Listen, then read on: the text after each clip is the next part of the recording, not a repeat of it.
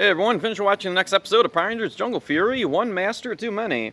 Casey is feeling a bit left out. Lily and Theo have secondary masters, but not him. Suddenly, an earthquake shakes the building. The Rangers head out and find a hurricane-like vortex over the water. Camille shows up with an army of Rinchi and attacks. The Rangers fight them off when out of the surrounding mist runs a man armed with two blades. Camille recognizes him. He successfully defeats the Rinchi and then summons his shark spirit and disrupts the vortex. Camille retreats and the man introduces himself. Pai Shua Master Finn. They take their new ally to Jungle Karma. RJ is less than ecstatic to see him. It turns out Finn is RJ's father. Finn doesn't approve of RJ's ways. RJ wishes his father wouldn't judge him. Casey comes in and asks if Finn will train him, and RJ begins to feel left out. Finn trains Casey in his two-blade style. Back at Jungle Karma, RJ talks over his insecurities about his father with Lily and Theo. Casey comes in gushing over what Finn taught him, and RJ wanders away. Casey finally notices how uncomfortable being around his father makes him. Casey goes to find RJ and gets ambushed by Camille and a new monster, Crustaceo. Theo and Lily show up just as Crustaceo grows. They form the Megazord, and Flip pops in to ruin the episode. Finn runs up and yells to the Rangers to use the Shark Zord. Finn's shark spirit appears, already a Zord. So is Finn already a Ranger or something? Crustaceo possesses the Shark Zord, but the Rangers knock him out of it.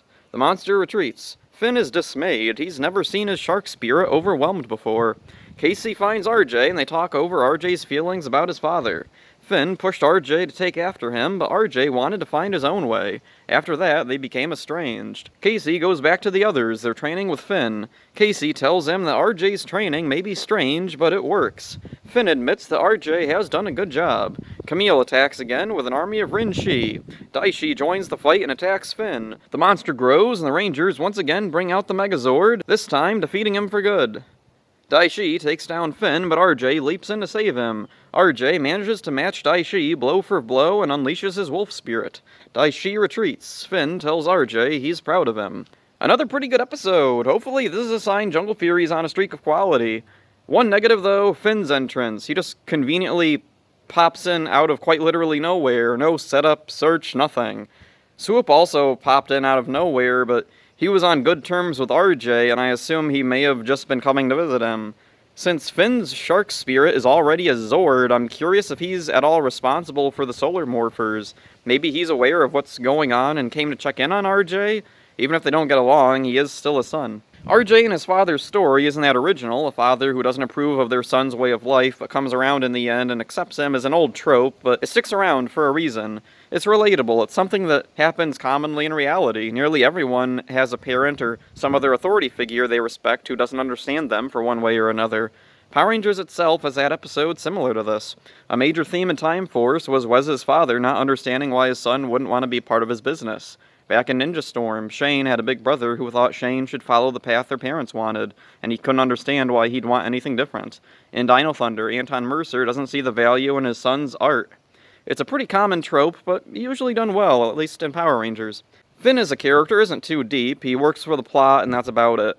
I'd like if we got to learn a little bit more about him, or maybe if we got a flashback and saw why he's so set in his ways. This episode is mostly action, which plays to Jungle Fury's strengths well. Slowly, the characters, both heroes and villains, are being fleshed out. They're developing personalities, and we're learning about their motivations and goals. This gives the fight scenes the weight they need, and the villains having some depth adds stakes. The Rangers will most likely not ever be in any real danger. They're the main characters after all, but the bad guys, though, they could get killed at any time. Even if they're not killed, what if they're brainwashed and lose themselves, similar to Ecliptor from In Space, or Jindrax and Toxica from Wild Force? Finn was played by Paul Gittins. He's been acting since the 80s. He's best known for his role on Shortland Street. He'll return to Power Rangers and Dino Charge as an extra for one episode. He's still acting today. Jungle Fury had a very rough start, but it finally appears to have figured itself out, and I'm looking forward to the rest now. That's it for this one. Hope you enjoyed it. See ya. And yesterday, tomorrow, today will be today, yesterday, tomorrow, yesterday.